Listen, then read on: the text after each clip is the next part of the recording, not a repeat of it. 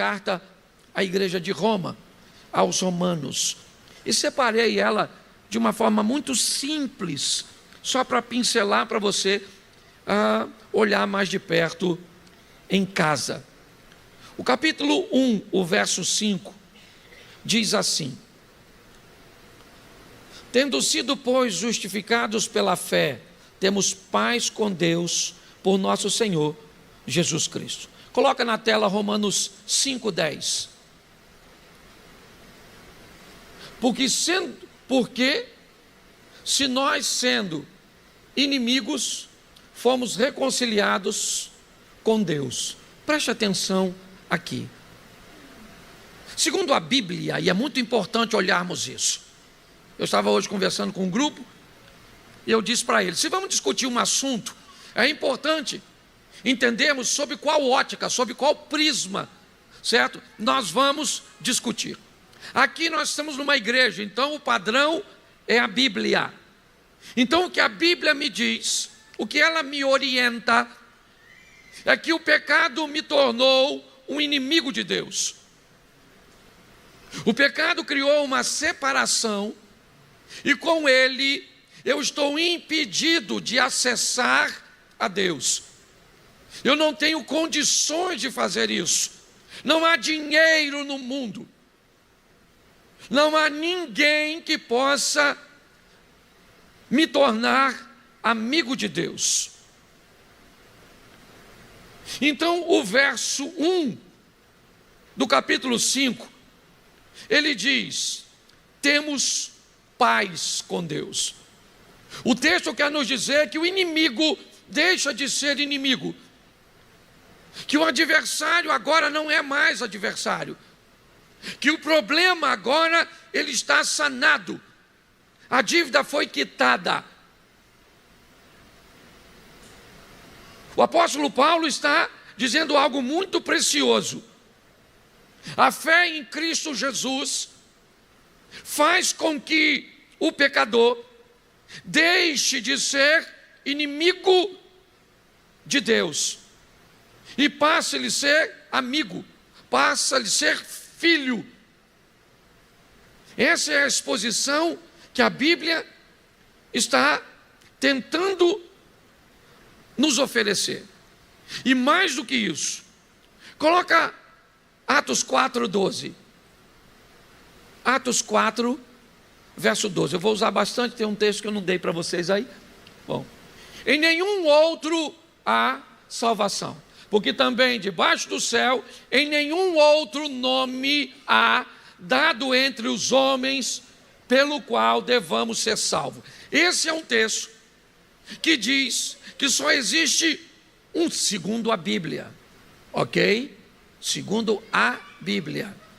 Você quer dizer que alguém vai reencarnar, vai nascer de novo e vai buscar, a perfeição? Beleza, isso não é Bíblia, não é isso que nós usamos por base aqui.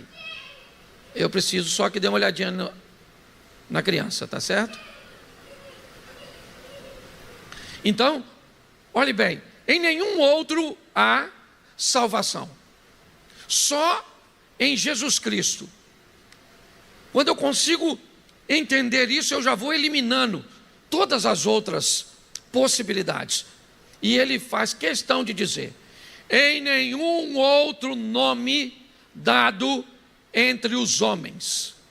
Não interessa, entendeu? Em nenhum outro ser humano, ou aquilo que o ser humano nomeou, com todo respeito, seja ele um santo, seja ele Maria, seja ele quem for, todos têm a sua ocupação, todos têm o seu lugar, certo? A sua posição de honra, ok? É verdade, pela vida que teve, mas quando o assunto é salvação, e é isso que está em jogo aqui, não há ninguém que consiga mediar a paz entre Deus e o homem, se não for Jesus. Se você não acredita nisso, mas tem dúvidas, seu lugar é aqui. Se você não acredita nisso e não quer acreditar, Seu lugar não é aqui. Porque em todo tempo você vai ouvir que Cristo é único e suficiente Salvador. Não há nenhuma outra forma de se reconciliar com Deus se não for por Jesus Cristo. Coloca João 14,6. João 14, verso 6. E disse Jesus: eu sou o caminho. Eu sou o caminho. Não há ninguém além dele capaz de criar a possibilidade, certo? De termos um encontro com Deus. Ou seja, pastor, como é que funciona? É simples. Eu recebo a palavra do Evangelho, eu escuto uma música pautada na Bíblia, alguém me influencia, certo? Que é com um estilo de vida, que é com uma evangelização, e aí então eu começo a pensar e sentir coisas que antes não fazia parte dos meus valores.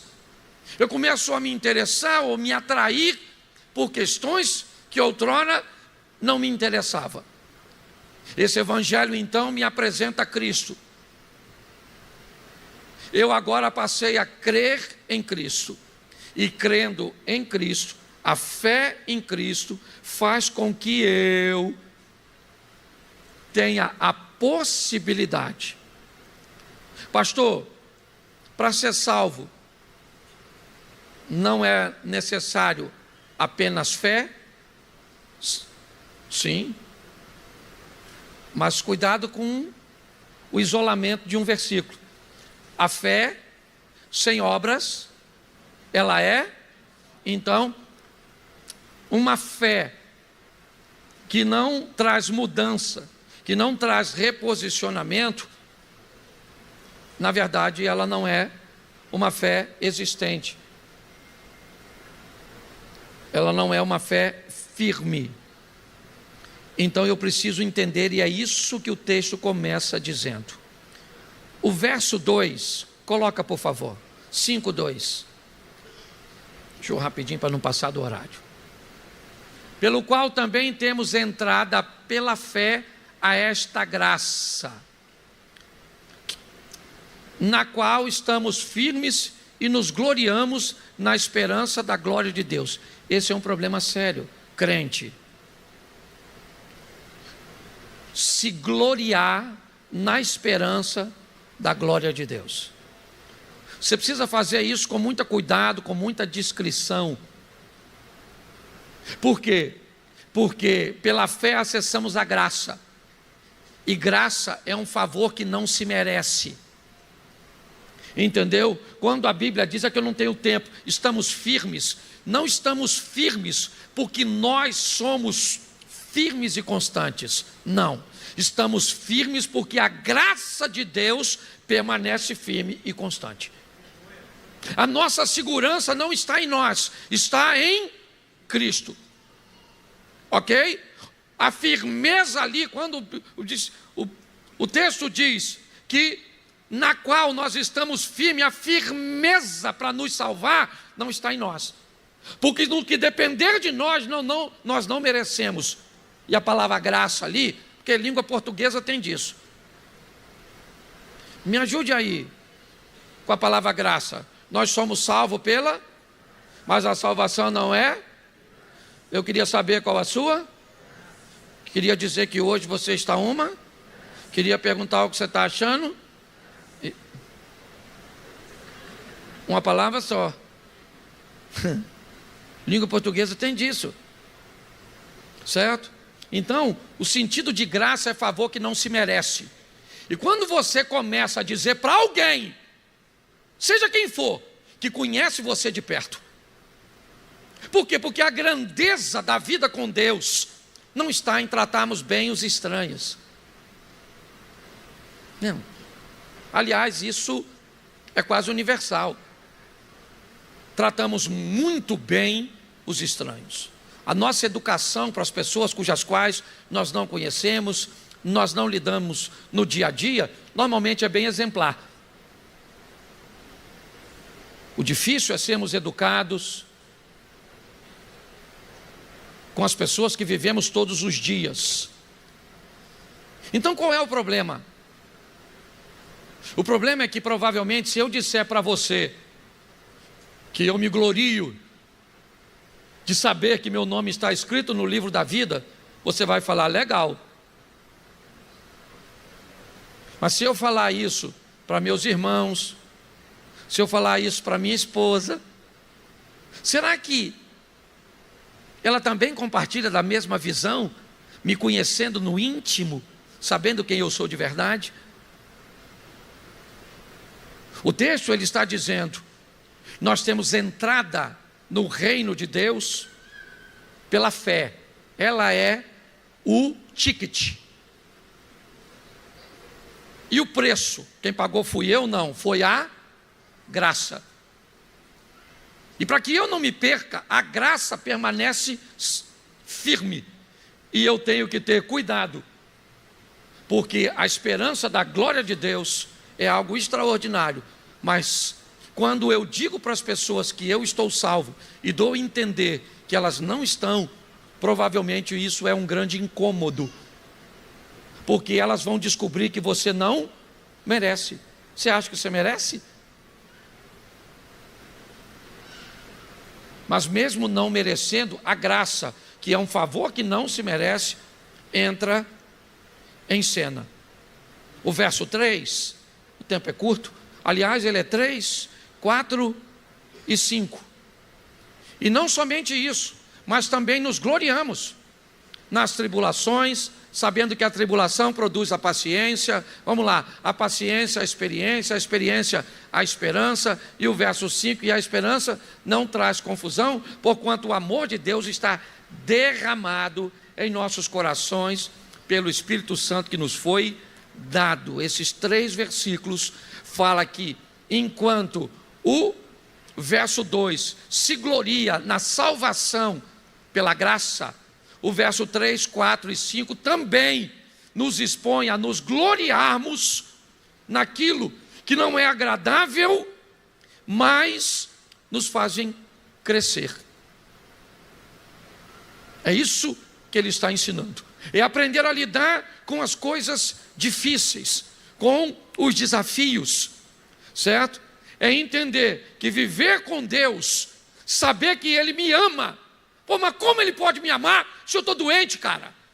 Como Ele pode me amar se eu estou desempregado? Como Ele pode me amar se meu cônjuge foi embora ou me traiu? Como? Meu filho morreu. Como é? Como é que eu amo e me glorio nas tribulações?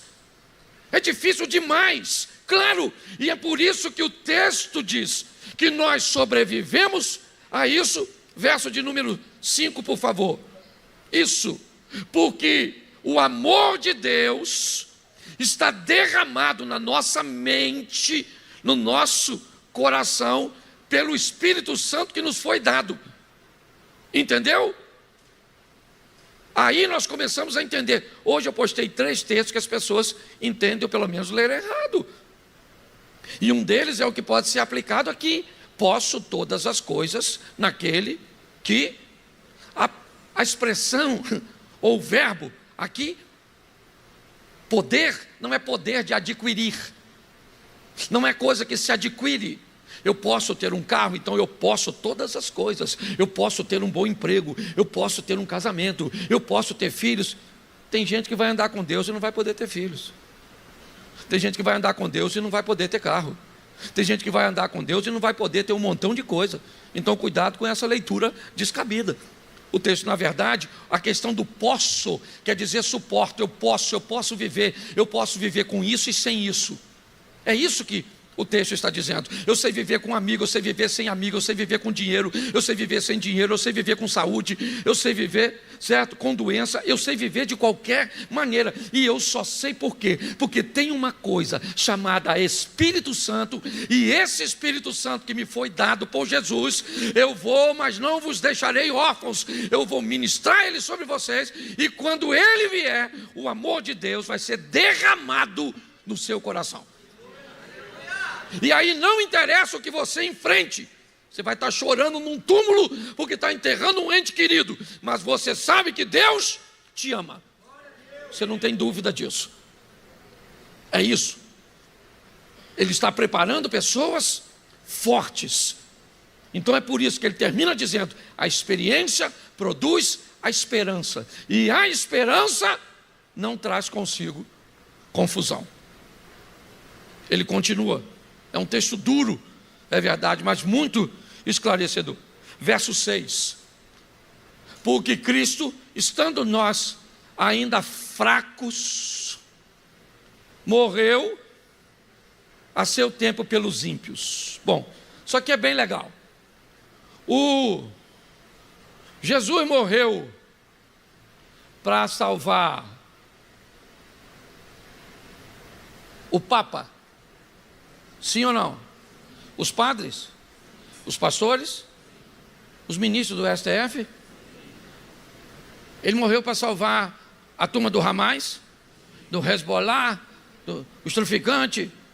Ele morreu para salvar todos os ímpios. Enquanto os ímpios ainda estavam fracos. Isso é uma das coisas que mais me sustenta no caminho do Senhor ao longo de todos os tempos. Todas as vezes que eu me deparo com esse texto é um dos que mais firma meus pés, por causa da pergunta que vai ser feita agora no verso 7. Na verdade é uma afirmaçãozinha, não tem nenhum. Porque apenas alguém morrerá por um justo. É basicamente uma afirmação. Por quê? Porque ele termina dizendo: pois poderá ser que pelo bom alguém ouse morrer.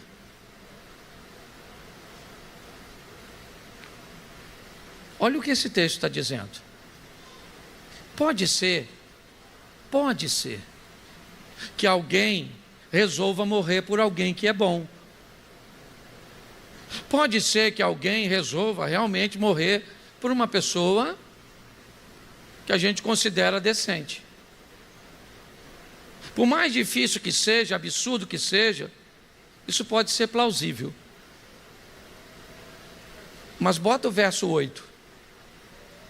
Mas Deus prova o seu amor para conosco, em que Cristo morreu por nós, sem garantia nenhuma.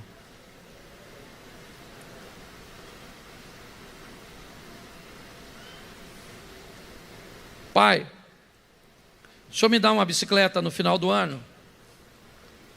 Melhore suas notas. Seja obediente. Dependendo de como você se comporte, papai pode te levar para viajar, papai pode trocar seu game, eu posso fazer isso, posso fazer aquilo, mas tudo vai depender de como você vai se comportar. Se comporte primeiro e eu te dou depois. O texto diz que Deus prova, como se precisasse provar. Talvez alguém queira a prova do amor de Deus para conosco, em que Cristo morreu por nós, sendo nós ainda pecadores. Vai lá naquela cruz e entrega a sua vida, mesmo sem a garantia de que você iria melhorar, iria recebê-lo, iria amá-lo. Pare para pensar nisso. Isso é uma mensagem bíblica muito profunda, de um Deus que sabe que a gente mente, sabe que muitos de nós visitam pornografia, muitos de nós não pagam, muitos de nós tratam mal seus cônjuges, muitos de nós têm um relacionamento, certo, extraconjugal, muitos de nós não entregamos dízimos, muitos de nós cobramos dos outros aquilo que não fazemos, muitos de nós estamos bem distantes e não temos nem prazo, nem pensamento de nos aproximarmos. E o texto diz que Jesus resolve morrer por essas pessoas. Todas as vezes que eu me deparo com algo de errado que eu faço, eu fico pensando se eu amaria alguém como eu, a ponto de entregar a minha vida por ele. Isso faz com que eu lute todos os dias para me tornar alguém melhor. E confesso a você que o melhor que eu consegui chegar até hoje, no melhor de mim, é descobrir que sou incapaz de julgar qualquer outra pessoa se nesse momento Jesus me perguntar: se não tiver pecado, atire a primeira pedra. Descobri que todas as vezes que alguém está perto de Deus, ele nunca consegue enxergar a vida de ninguém, a não ser a sua. Todas as vezes que alguém está perto de Deus, ele enxerga a vida dele. Todas as vezes que alguém está perto de Satanás, ele enxerga a vida de todo mundo, menos a dele. Então o que eu preciso entender é: não existe evangelho sem mudança. Se aceitou Jesus, aceitou. Pastor, eu recebi Jesus como Senhor e Salvador da minha vida. Então beleza. Quais são as primeiras coisas que eu passo a fazer depois que recebi Jesus como Senhor e Salvador da minha vida? Primeiro, eu oro. Se você não ora, não interessa quantas vezes você vem à igreja. Quem aceitou a Cristo, conversa com Ele, e a forma de conversar com Ele é oração. Segundo, se aceitou Jesus, você lê a Bíblia. Nosso manual de fé, e prática. Se você não lê a Bíblia, ok? Ah, pastor, eu não consigo ler todo dia. Eu não estou determinando aqui isso. Então você lê a Bíblia, você ora. Então tá bom, bom negócio. Pastor, eu comecei a me preocupar demais com o bem-estar dos outros. Nossa, isso significa que você é um cristão. Já está legal. Pastor, eu não tenho muito não. Eu vou falar para o senhor, uma vez por semana, tem uma família lá no final da rua que eu moro, pastor. Eles são pobres demais. Então, uma vez por semana, pastor, porque eu não posso fazer todo dia. Eu saio para comprar pão. Sabe o que eu faço? Ele tem 3 filhos, ele e a esposa. Então, eu compro 5 pães, pastor. E eu passo lá e deixo os 5 pães naquela casa. Nossa, que sensacional. Significa que você... Ah, pastor, mas será que isso eu não deveria ter o dinheiro para mudar a vida dele? Mas você não tem. Então, enquanto você não tem, você faz por ele o que você pode fazer. Você consegue entender?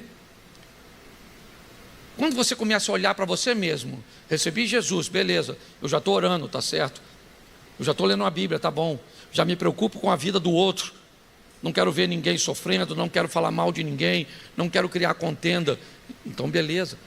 Já consigo fazer alguma coisinha dentro daquilo que eu posso, da minha realidade. Tá certo.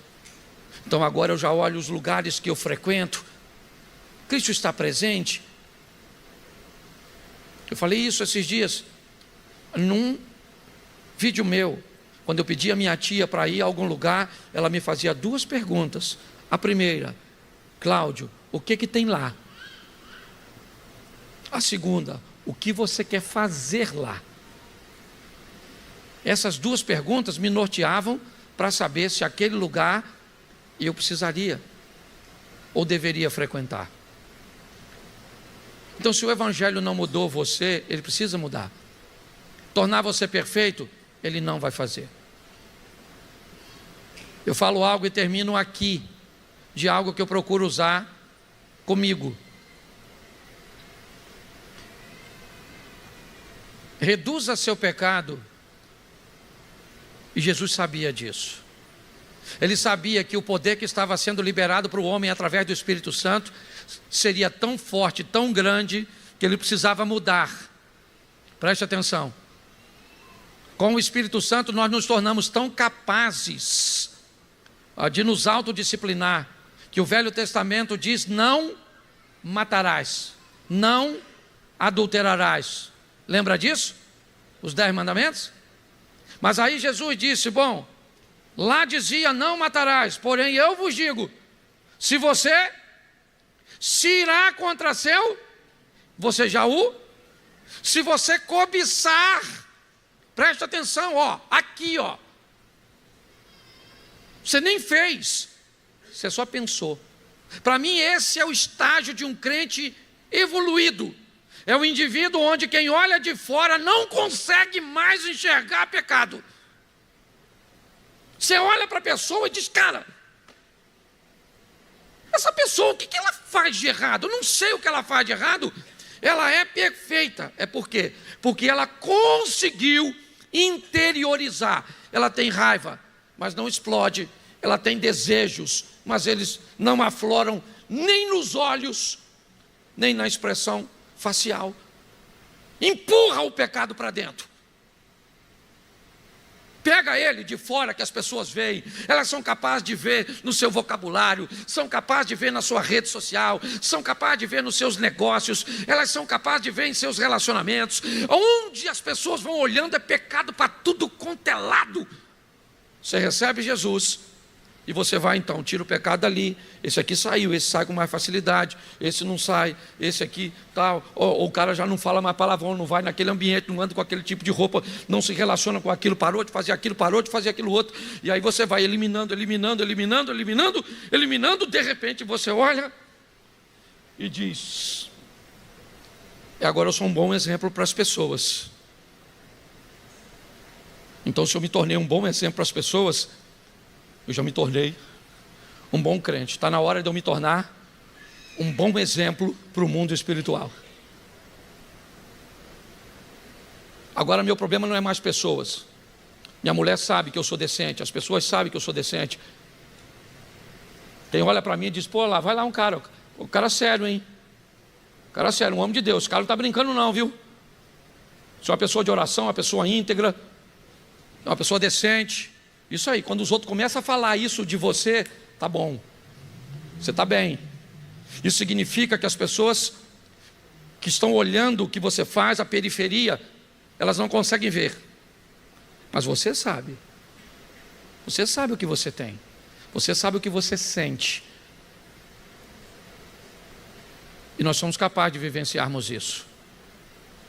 Quando o Espírito Santo, como diz o texto ali, foi derramado em nossos corações, entendemos que Cristo morreu por nós, sendo nós ainda pecadores. Não morreu por santos, morreu por pecadores. Quer se gloriar? Se glorie da bênção, da graça ter te dado a salvação, mas evite falar isso para os outros. Se glorie só na sua conversa com Deus.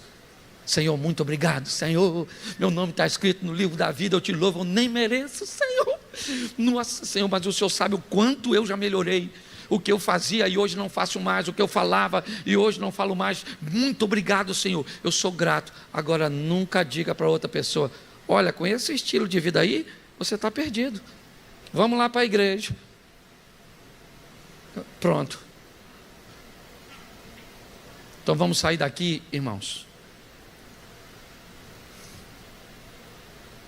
para vivermos o extraordinário de Deus. Feche os seus olhos. Pai, em nome de Jesus,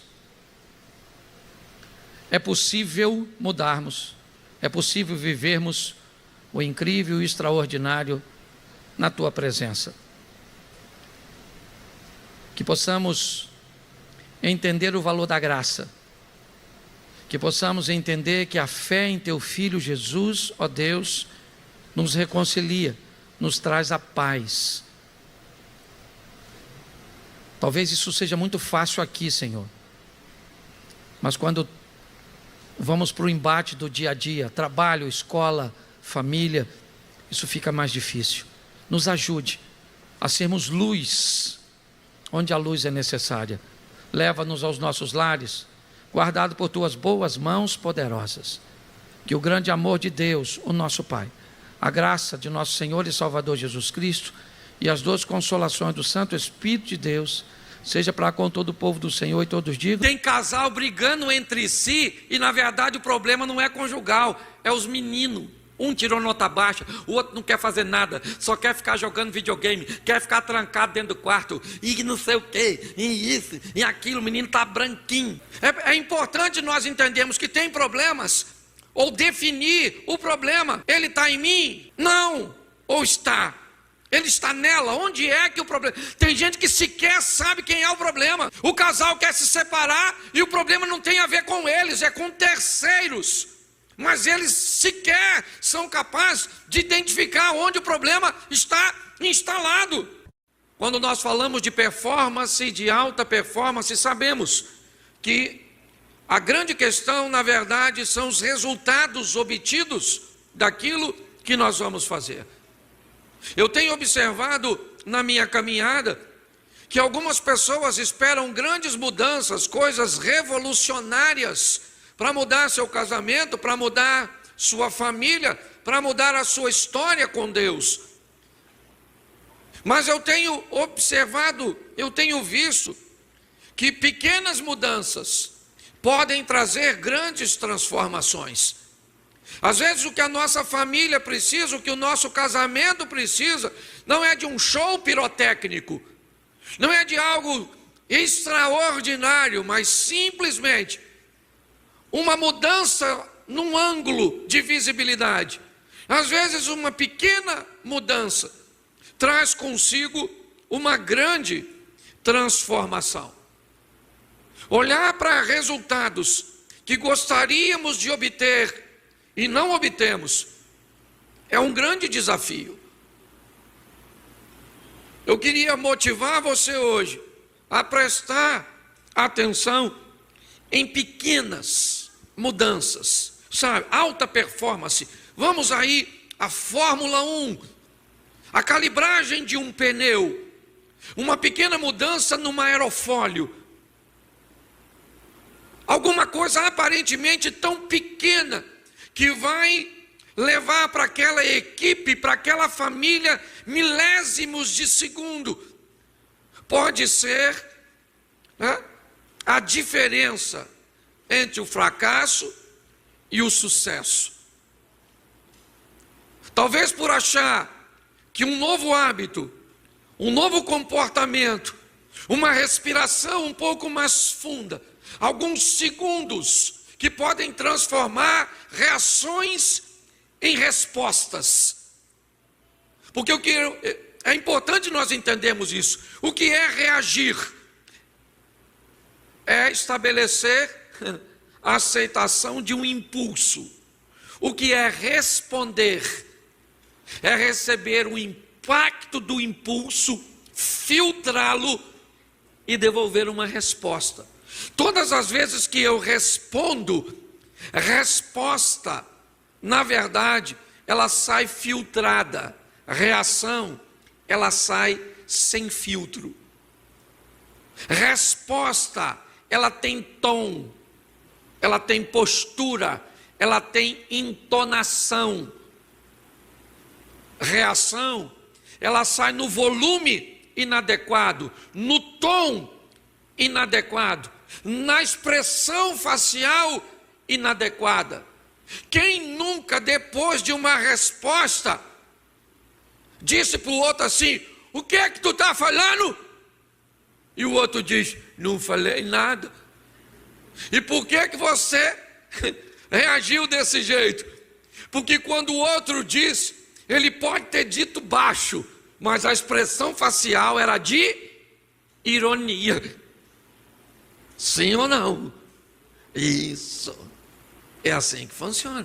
Então, se fizermos pequenas mudanças, nós podemos obter grandes resultados. Então, se você está esperando se tornar o príncipe encantado da noite para o dia, vai dar ruim. Entendeu? Primeiro arruma um cavalo, depois uma capa, depois fica bonito, depois fica educado, certo? Para talvez depois virar o príncipe. Ou seja, pequenas mudanças. Se você aparece do dia para a noite como príncipe, tu mata a Fiona do coração. Ela não está apta para te receber. Se a senhora aparece como princesa, mata o encantado do coração. Entenda bem, pequenas mudanças, grandes resultados.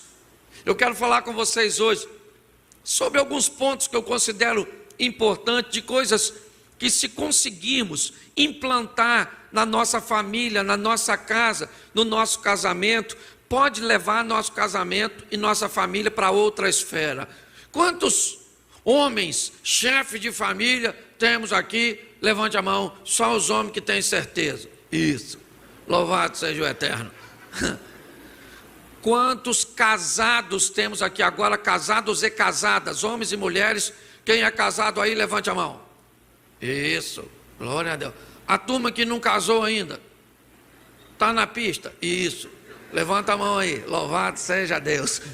Eu vou dar algumas informações a vocês, e muito mais do que informações. Meu propósito é que há uma motivação, que você consiga colocar em prática aquilo que você já sabe.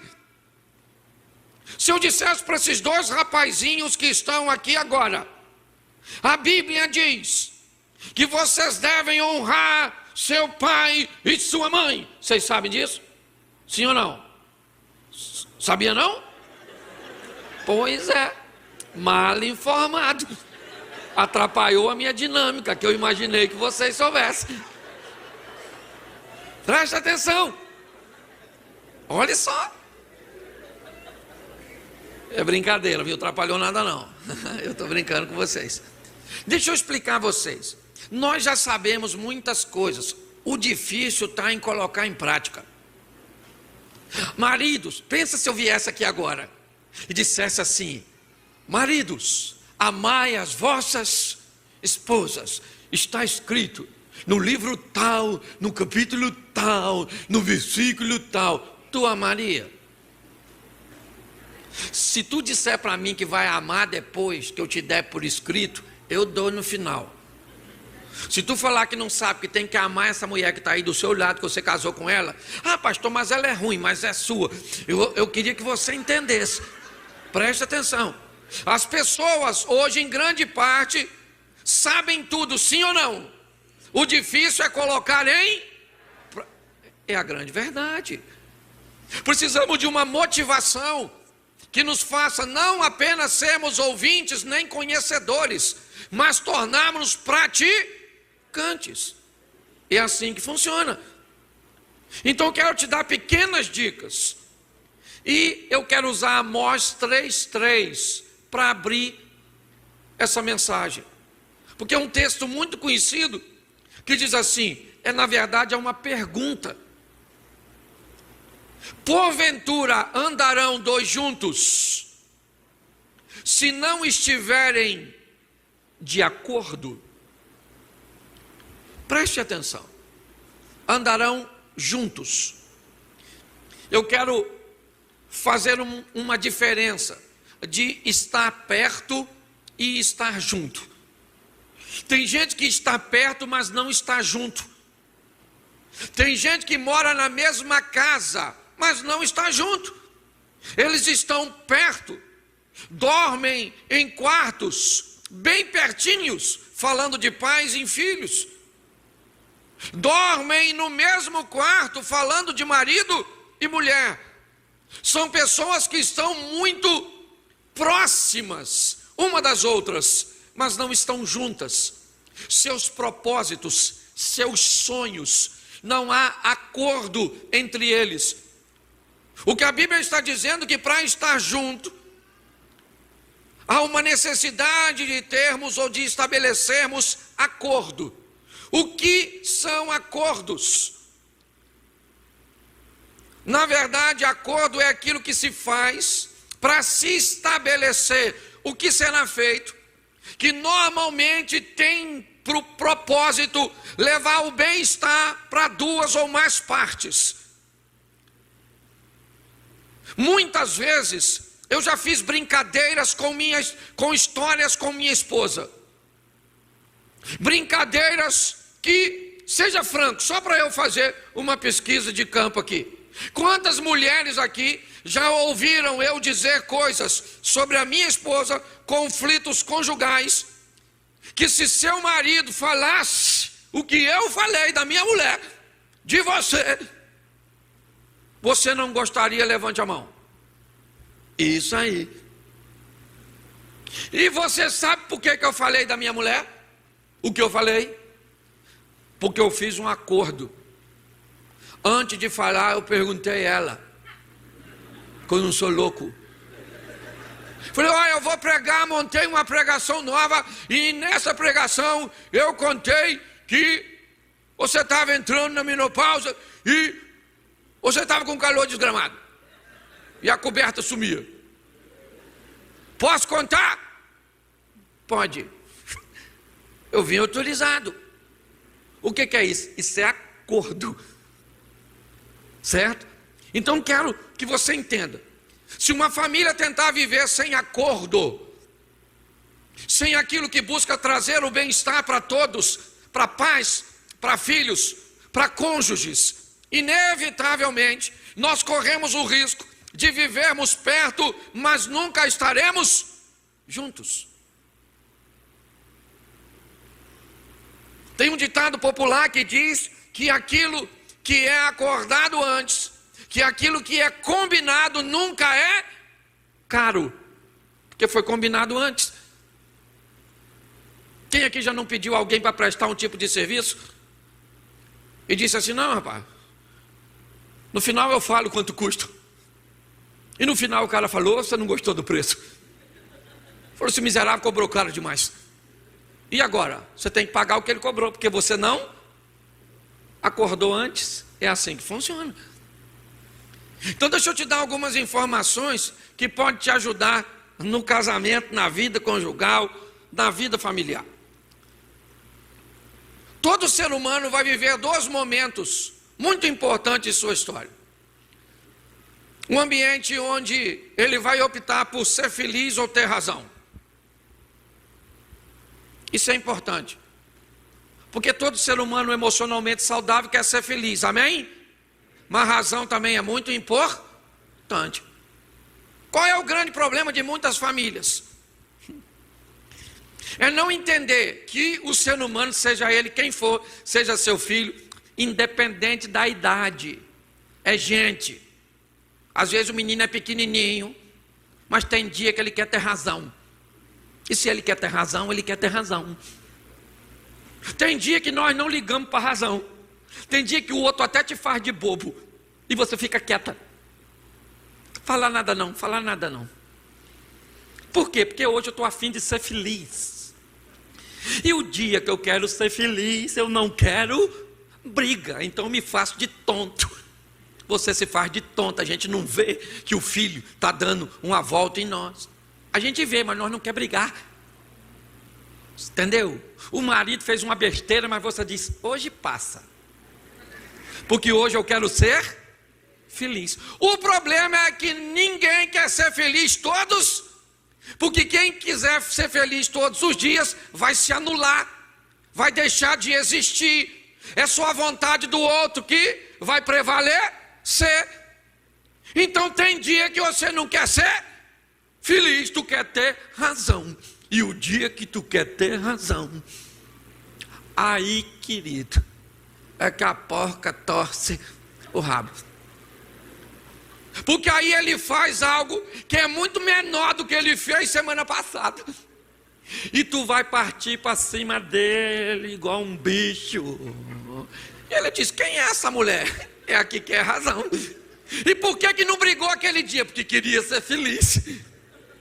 Então tem dia que nós queremos ser feliz com os filhos, feliz com a mulher, feliz com os pais. Aquele dia nós estamos tranquilão. Entendeu? Parece que tu tomou um Rivotril. Tá tudo zen, tá beleza. Vamos assistir o que na TV? O que você quiser. O controle é seu. Aí você pensa: quem é que está aí? Sai agora, em nome de Jesus. Que você não é assim. Todo mundo tem o seu dia de ser feliz, sim ou não? Mas também todo mundo tem o dia da... E o dia que quer ter razão é razão, irmão. Não brinca com o dia da razão da sua mulher não, que o bicho vai pegar. O dia da razão do seu marido, o dia da razão do seu pai. Tem dia que você responde e ele respira fundo e diz: ah, Jesus. Às vezes eu me pergunto por que não comi isso no ninho. Mas tem dia que algo tão insignificante em relação ao outro, seu pai pega um chinelo, bota você de castigo e toma seu celular e proíbe você de sair e tira você do testamento, excomunga você, não quer nem que você entre no céu. É ou não é verdade? Qual é o grande problema desse negócio? Primeiro, tem gente que quer ter razão todos os... E esse fica chato que ninguém aguenta. Quem quer ter razão o tempo inteiro termina sozinho. Porque todo mundo vai embora. É gente que pensa que é o sol, tudo gira em torno de si. Se você anda vendo o mundo girar em torno de tu, vai no médico, isso é labirintite. É assim que funciona. Agora, ter razão é importante, sim ou não? Porque quem não tem razão não tem identidade. Tem dia que você não quer ir e você não vai. Ele que quiser que vá sozinho na casa da mãe dele. Não quero ir no Butantã e pronto. Entendeu? Não estou a fim de ir. Agora, tem dia que você tem que ir, sim ou não? Claro que tem. Se você não for, nunca casou com o homem errado. Razão e ser feliz. Qual é o grande questão? O dia que o marido quer ser feliz e a mulher quer ser feliz, o filho quer ser feliz, o pai quer ser feliz, o céu chegou naquela casa. O problema é que tem dia que todo mundo quer razão. Aí, irmão, o Satanás nem vai lá.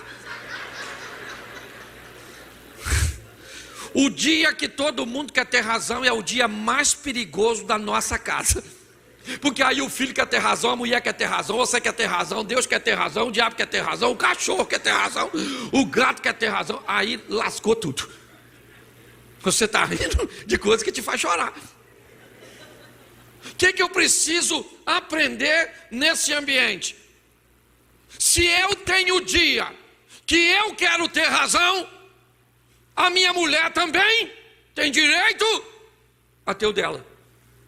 O meu filho também tem direito a ter o dele. O meu pai também tem direito a ter o dele. E os maduros aprendem a fazer a leitura do dia da felicidade e o dia da razão. Porque você amadurece.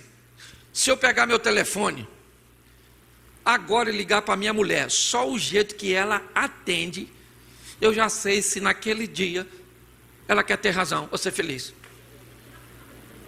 Às vezes eu ligo para ela e ela atende num tom e eu falo: oi, querida, nossa, estou morrendo de saudade de você, meu amor. Tá, vou chegar em casa agora mesmo, eu te amo. Tem dia que eu ligo, ela atende num tom e eu digo: olha, vou chegar agora mesmo, Deus te abençoe.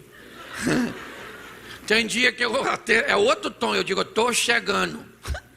Tem dia que eu ligo, ela atende, eu digo: é engano. Sim. É importante você entender e fazer a leitura. Pessoas que se conhecem e convivem há muito tempo e são sensíveis, você não precisa perguntar se aconteceu algo de errado. Você olha para a mulher, você já sabe. Aconteceu alguma coisa.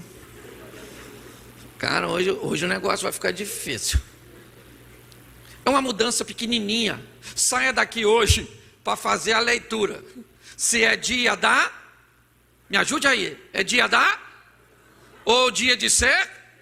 Se é dia da... Ou se é dia de ser? Isso aí é uma mudança pequenininha que evita conflitos destruidores. Aprenda a olhar para seu pai e saber, hoje ele quer ter razão. Então o que é que eu faço hoje? Nada. Senão ele me rebenta. Ainda que os pais de hoje não possam bater. É crime bater nos filhos. Ninguém criou lei para defender nós quando nós era pequeno. Desceram por rede de nós. E agora na hora de bater, da gente se vingar, criaram lei. Então é importante nós entendermos. E aqui é uma receita extraordinária para casal. Descubra o dia da razão do seu marido. E quer alguma coisa, meu amor? Nada, querido. Nossa, deixa para outro dia. Que dia é esse? O dia de... Me ajuda aí, mulher, que eu sei que você tem que sair daqui, Uma mulher extraordinária.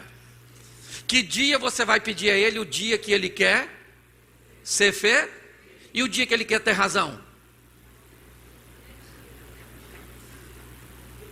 Meu amor, o que você pensa de mim? Extraordinário você. Sensacional. O dia que ele quer ser feliz. Seu burro. Você é burro, você me tratou mal, você me deu um coice. Porque no dia que ele quer ter razão, você fala, você me deu um coice. Ele diz, eu queria ter dado 2. É porque eu errei. Você consegue entender? São mudanças pequenininhas, sim ou não? Mas que podem fazer grandes diferenças. Segunda coisa. Todas as brigas deixam resíduos. Todas as confusões. Todas, quer com seus pais, com seus filhos, com seu cônjuge, sempre fica alguma coisa, resíduos, sujeira, lixo, ok? E aí vem uma perguntinha básica: o que eu vou fazer com esse resíduo? Grande parte dos conflitos conjugais são estabelecidos por resto de coisas do passado, que não foram digeridas, que não se deterioraram. Eu posso chamar grande parte de vocês e dependendo da pergunta que eu fizer, você vai me mostrar a sujeira de uma semana, de um mês, de um ano, de 10 anos. E aí pergunto eu, por que é que essa sujeira não se deteriorou? O que esse resíduo ainda está fazendo no seu coração? Quem nunca se deparou com um problema em sua família? E quando você vai ouvir, a mulher pega lixos de anos de diferença. Isso ele me fez quando nós casamos, isso aqui nós tínhamos 5 anos de casado, e semana passada ele me fez isso, e ontem ele me fez isso. Você vê, a dona é dona do aterro sanitário. Resíduos. Deixa eu te dizer uma coisa. Primeiro aprenda uma coisa com você que é casado. Para de achar que cama é lugar de resolver problema, de acabar com resíduo. Tem gente que briga, aí depois da briga eles vão para lá, para a cama. Aí um negócio extraordinário. Aí o que eles pensam? Tudo resolve? Cama não é lugar de resolver problema. Cama é lugar de celebrar problema que foi resolvido. Quem pensa que resolve o problema na cama é só uma questão de tempo até enfrentar um divórcio. Resíduo funciona da seguinte forma: ele pode ser orgânico ou não orgânico. Exemplo: Estou eu, vou usar um exemplo aqui, inadequado, mas para facilidade de interagir com vocês, ok? Você resolveu comprar um cachorro quente e uma Coca-Cola de 600 ml. Estava com pressa, comprou e está comendo, indo para casa. Você então não consegue comer o sanduíche inteiro e vai com o sanduíche e joga fora. Aquele sanduíche estava envolto num saquinho plástico e você jogou fora e foi embora tomando sua Coca-Cola. Provavelmente 2, 3, 4 dias depois, o cachorro quente já desapareceu, já se deteriorou, orgânico. Mas eu pergunto a você, e a sacolinha que ele estava envolvido? Ela também se deteriorou? Não, porque ela não é orgânica. Tem resíduos que nós vamos deixar nos nossos filhos, que eles são passageiros. Tem coisas que nós vamos falar com eles. Tem maneiras que nós podemos corrigi-los, até mesmo com uma vara, com uma disciplina. E que esse tipo de correção moderada, equilibrada, vinda como resposta e não como reação, vai machucar seu filho. Ele vai ficar dolorido da chinelada que levou, da palavra que ouviu. Mas esse é um resíduo orgânico. Uma semana depois, já não tem mais. 15 dias depois, a mulher não lembra mais do que você disse, do que você fez. Mas nem tudo é orgânico. Você vai conversar com filhos machucados por coisas que ouviram há 30 anos de seus pais. Abusos, lixos não orgânicos, que vão poluir a mente e o coração das pessoas, culminando lá na frente com divórcios, com traumas, com repetições comportamentais. Entenda isso.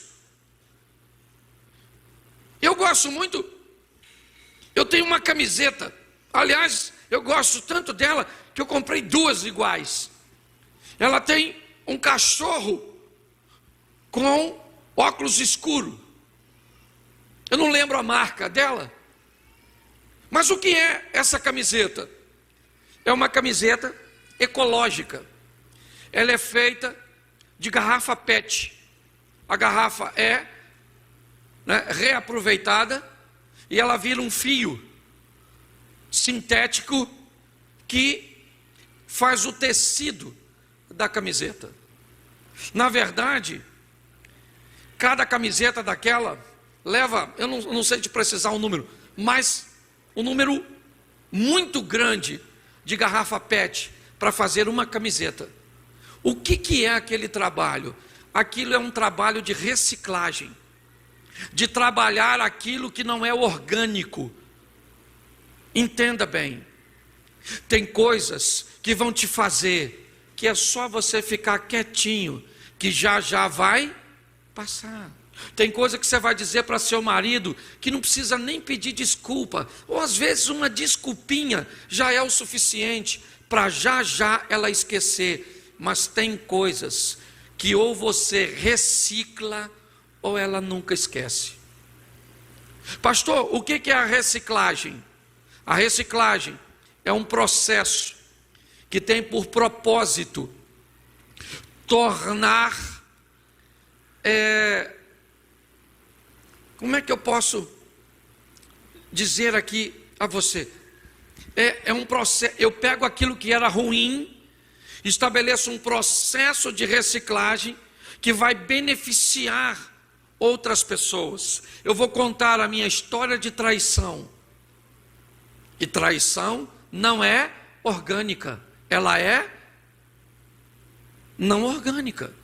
Mas eu restaurei meu casamento, eu recuperei a minha estrutura, e eu vou pegar a minha história de não orgânico e vou reciclar e vou contá-la num testemunho que vai abençoar outras pessoas.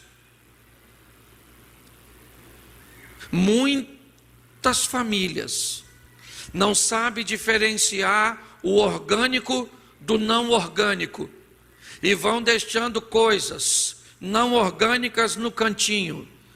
Vão criando mulheres pessimistas, mulheres amarguradas, mulheres vingativas, filhos dependentes químicos, filhos envoltos em relacionamentos sexuais confusos, filhos rebeldes, psicopatas, adúlteros. Quando você vai identificar um adultério e ver a história, ele poderia ter sido resolvido. Ou ele poderia ter sido evitado se houvesse ou tivesse acontecido uma reciclagem lá atrás. Lidar com os resíduos, eu não posso me deter muito num ponto só, mas é muito importante entender o que é orgânico, o que é não orgânico. É simples, pequenas mudançazinhas, ok? E o que pode ser orgânico para um, pode ser não orgânico para o outro. É assim que funciona. Terceiro ponto: aprenda a definir o problema. Deixa eu te falar, sua mãe, rapaz, sua mãe está se metendo no seu casamento, criando encrenca com a sua esposa. Sua mulher frita um frango, sua mãe diz que o frango de sua mulher é ruim. Sua mulher passa uma roupa, sua mãe fala que sua mulher não sabe passar roupa. Sua mulher fica brava e vem falar com você: sua mãe é uma bruxa. Temos um problema, sim ou não? Sim ou não? Ele é um problema dele? Ele é um problema da mulher dele? Ou esse problema é um problema da sogra? É um problema de quem? Da sogra. Porque tem problema lá em casa que sou eu o causador. Tem problema que não sou eu, é ela. E tem problema que não sou eu nem ela, são eles. Meu filho mais velho, o meu mais novo. Às vezes minha nora vai corrigir meu neto, minha mulher não gostou. Aí minha mulher vem para mim e diz: você viu como é que ela brigou com aquele menino? Aí eu olho para minha mulher e eu penso: esse problema é meu? Não. Esse problema é da minha mulher? Não. De quem é um problema? É de terceiro. E quem minha mulher é? Só um mensageiro. Porque tem gente que trata o mensageiro como se ele fosse o problema. Às vezes a tua mulher vem te trazer uma notícia e você já fica olhando.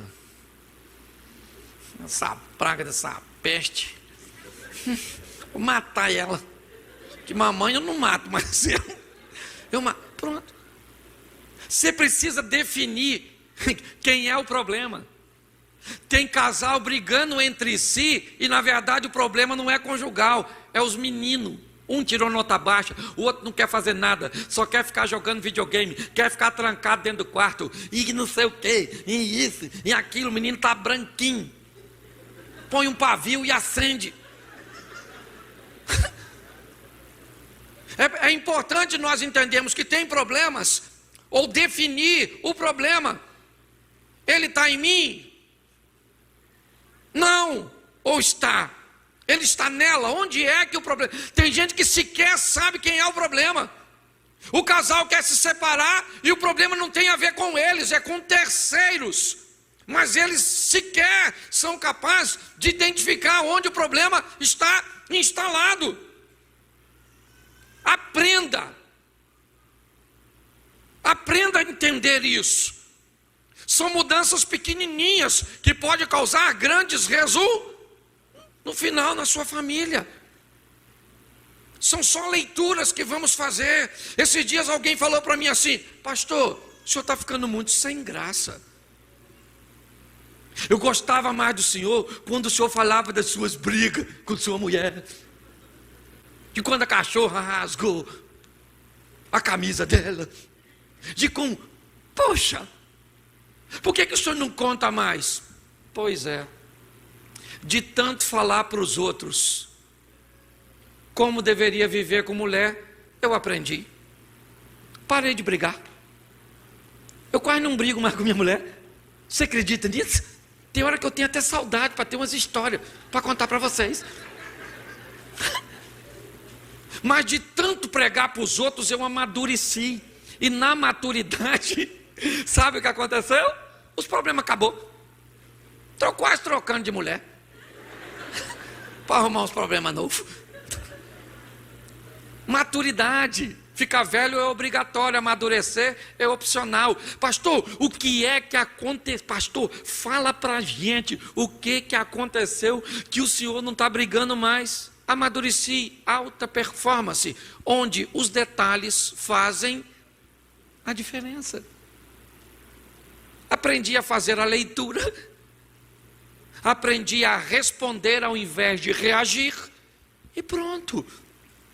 Se não briga mais, temos desacordos, desavenças, mas nada que passe disso, sabe? A gente não xinga a mãe, xinga assim uma prima de segundo grau, não taca uma panela, taca uma mofada, entendeu? Não manda para o inferno, manda para o purgatório. Porque, presta atenção, casamento perfeito não é aquele que não tem problema. Casamento perfeito é aquele que o intervalo das brigas são longos e a intensidade são fracas. É assim. E como eu faço isso? Descobrindo o dia de ser feliz e o dia de ter razão. Descobrindo como eu vou lidar com os resíduos, se eles são orgânicos ou não orgânicos. Ou aprendendo a definir onde está o problema. Se minha mulher trouxe um problema e ela é apenas a mensageira do problema, eu não trato ela como problema. Eu vou onde o problema está.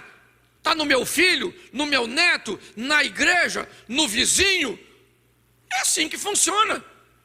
Porque se eu tratá-la, se eu trato quem traz o problema como um problema, eu tenho dois. É assim que funciona. Se nós aprendemos a lidar com os detalhes, quinto, como vencer a miopia? Como vencer o problema que está em nós? Esse é um grande desafio de muita gente. Porque problema é igual caroço de feijão no dente. Você só vê se tiver no dente dos outros. Se tiver no teu, tu fica rindo. Caraca, que maneiro. E aquele troção. Tem gente que tem uma dificuldade muito grande. Você tem que vencer. Você sabe o maior barato de trabalhar com família? É que as pessoas, a grande maioria diz assim para mim: pastor, posso falar uma coisa para o senhor? Eu casei com a pessoa errada. Sabe, pastor? Ele não era o homem para mim. Difícil eu ver alguém falar assim: pastor, posso falar sério para o senhor? Eu sou a pessoa errada. Eu sou ruim mesmo, ruim. Eu sou prima do Satanás. Sempre ruim quem é? O outro. E eu aprendi uma coisa tratando de família. Se você ouvir só a versão da Chapeuzinho Vermelho, o lobo sempre vai ser mau. Tem que escutar a versão do lobo. Às vezes a Chapeuzinho chega lá no meu gabinete E pode ser homem, chapeuzinho, eu também chamo. O primeiro que vai. Pastor, terrível, terrível, pastor.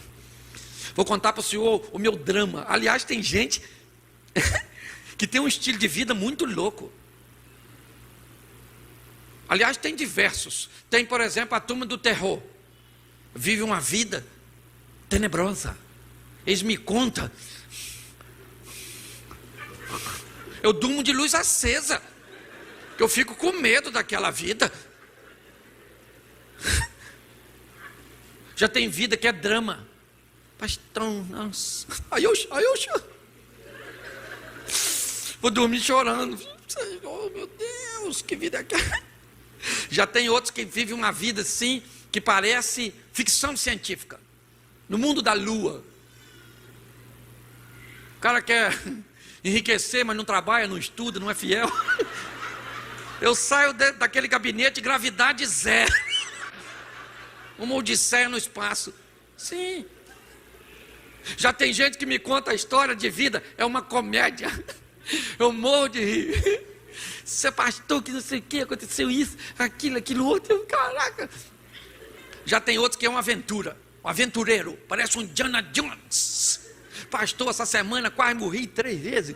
Fugi de um arrastão. O Covid tentou me pegar. Pegou o outro ali. E não sei o que. Quase larguei da mulher. E aí eu fico. Esse é que eu gosto. É o aventureiro. Isso aqui é maneiro.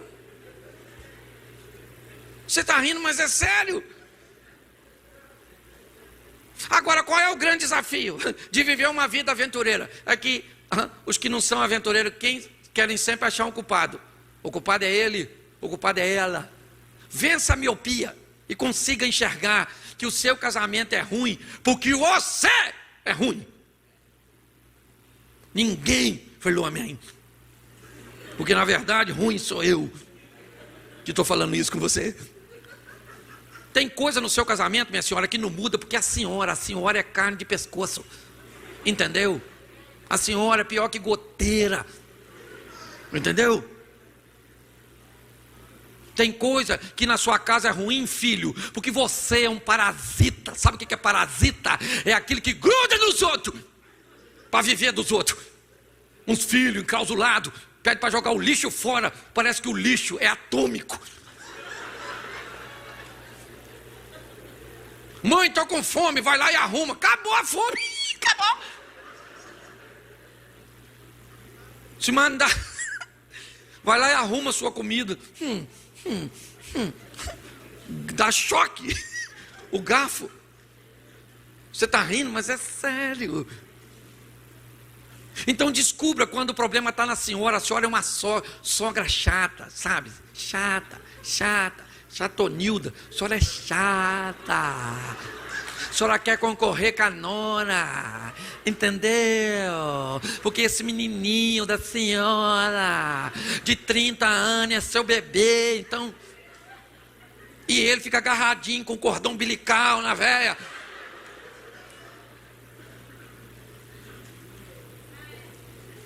Você está entendendo? Enxerga o problema em você. Você que é uma nora manipuladora, que não quer que o seu marido envie recursos, seja emocionais, espirituais ou materiais, para a mãe dele. E saiba de uma coisa: homem que não cuida da mãe depois de velha, também não cuida da esposa. Quando seu cônjuge quiser cuidar de seus pais, agradeça a Deus, porque quem cuida de pais, cuida de cônjuge. Quem é você? Um cunhado que parece esmeril, chega na casa dos outros para comer tudo, encostou, come. Cadê o bolo que estava aqui? Fez 3 tabuleiros, sumiu. Quem é que tem a traça, a família da traça? É que apareceu aqui. Poxa. Então enxergue, é uma pequena mudança.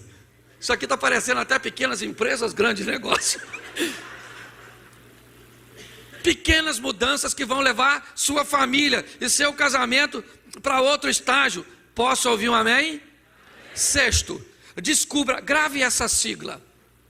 MPV. Repita comigo, MPV. PV. Mínimo possível viável. Descubra isso. Mínimo possível viável. O que é isso, pastor? É aquilo que eu posso fazer pelo meu casamento, pelos meus filhos, pelo lazer, pela gastronomia, seja qual for a área. Mínimo possível viável. Tem gente que está esperando fazer algo para o seu casamento quando ganhar na loteria, quando arrumar um emprego extraordinário. Quando? Aprenda a descobrir o mínimo possível viável. E aquilo que você conseguir fazer de forma pequenina, mas recorrente, a somatória dessas coisas pequenas farão grandes mudanças. Mínimo possível viável. Gostaria de levar minha mulher para onde? Veneza. Andar numa gôndola. Tu tem dinheiro, irmão, para andar de gôndola? Hã? Não. Então o que você faz? Mínimo possível viável. O que vai dar para fazer esse mês? Pegar um busão aqui, ir até a praia, dar um rolê com ela, sentar, um sorvetinho, chupa aqui, querido. Isso, agora um só para dividir para 2. Mínimo possível viável. Agora vamos tomar uma Coca-Cola. E o sanduíche? Trouxe na bolsa. O que é isso? Isso é mínimo possível viável. Faça o mínimo possível. Você quer levar seu filho para Disney? Pois é, querido. Vá para sua casa e seja você. Uau, Disney. Dá para pegar essa renca de gente e levar no cinema? Não dá. Mas dá para pegar um Netflix, botar a turma toda lá, 1 quilo de pipoca, 2 Coca-Cola. Pastor, tá caro, mas faz de 2 em 2 meses. É mínimo possível viável. Tem gente que não trabalha com o mínimo possível viável, esperando o extraordinário. Ele nunca acontece. Vocês sabem que coisas pequenininhas feitas de forma recorrente é o que abrilhanta toda a história. Eu estou dando a vocês só pequenas doses de um curso que a gente montamos para oferecer às pessoas pequenas mudanças que irão levar a sua história para outra esfera, que o assunto é muito extenso. E 7º, para mim terminar aqui, descubra prioridade, importância e supérfluo. Aprenda isso. O que é prioridade? O que é importante e o que é supérfluo? São pequenas mudanças muito expressivas. Primeiro, vamos imaginar que sua esposa te fez 2 pedidos ou 2 coisas que precisam ser realizadas. Descubra, dentro daquilo, primeiro, é supérfluo o que ela me pediu? É. Se é supérfluo, se eu não conseguir resolver, não vai fazer tanta diferença. Mas preste atenção. Quando o pedido for feito, descubra da pessoa se é supérfluo para ela, se é importante para ela e se é prioridade para ela e não para você. Eu já cheguei, por exemplo, para a minha equipe de trabalho e disse: hoje eu não vou poder ficar aqui. Eu queria que vocês fizessem isso, e amanhã eu estou de volta. Sabe o que acontecia?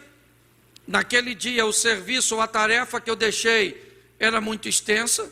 No dia seguinte, eles tinham feito o supérfluo, o importante, mas não tinha feito a priori, porque eu não disse. E quando eu não digo, eu dou para eles o direito de definir o que é supérfluo, importante ou prioridade. Eu não pude nem brigar. depois de um tempo, eu descobri que quando minha esposa me pede algo, eu ofereço para ela os 3 níveis. Cláudio, você está indo a Caxias? Exemplo, tô. Você pode trazer para mim isso? É supérfluo? É importante ou é prioridade? Cláudio, é prioridade. Eu não posso trazer, porque eu não tenho tempo, eu vou com o tempo contado, de lá eu tenho que ir para outro lugar. Se é prioridade, eu vou mandar um portador resolver para você, mas eu não posso te dar garantia. Não, Cláudio, se não der para comprar hoje, tem que comprar amanhã. De amanhã não pode passar. O que ela me descreveu, que não é prioridade, mas é importante. Então, amanhã tem que aparecer. Ou ela me diz, Cláudio, deixa para lá. Quando nós formos até lá, podemos comprar. O que ela me disse, no momento é supérfluo. O problema é que quando alguém pede alguma coisa para você, filho, para você, marido, para você, esposa, essa pessoa não define para você o grau de importância que tem para ela no momento. Se você não definiu, você deu margem para o outro descobrir, ou para o outro definir. E se ele fez o supérfluo e não fez a prioridade, a culpa não é dele, a culpa é sua. Você está entendendo? Se a pessoa não tem o hábito de dizer, tem o hábito de perguntar. Porque isso é uma pequena mudança, acabou. Eu não tenho mais problema desse tipo. Cláudio, você traz para mim, faz isso. Supérfluo, importante, prioridade. Prioridade, eu só vou dizer que trago se eu tiver condições de trazer. Porque eu posso chegar no local que ela me enviou e lá não ter. E se lá não tem, eu viro as costas e vou embora. Mas como é que eu vou virar as costas e ir embora para algo que é prioridade? Eu vou voltar para casa e vou ter problema. Muitos casais e muitas famílias, eu te dei 7 dicas. Eu tenho quase 50 de pequenas mudanças que podem mudar toda a nossa história familiar. Então, dê uma olhada nessas 7. Deixa eu só recapitular, tenho 2 minutinhos e oro. Vamos lá? Primeira mudança, eu preciso descobrir se naquele dia a pessoa quer ser ou ter. Bom, eu também preciso descobrir como cuidar dos resíduos, se eles são orgânicos ou não. Ok, vamos lá. Eu preciso definir o problema, se ele está em mim, nela ou em terceiros. Depois, eu preciso vencer a miopia para enxergar que eu sou o causador do problema. Depois eu descubro e vou fazer o mínimo possível viável. E por último, eu vou descobrir o que é prioridade, o que é importante e o que é para o outro, não para mim. Te deram uma tarefa, te incumbiram, não defina. Pergunte, supérfluo, importante ou prioridade? Dependendo do que for, não se meta com isso. É assim que funciona. Isso pode levar o nosso casamento, isso pode levar a nossa família para uma nova esfera. Posso ouvir um amém?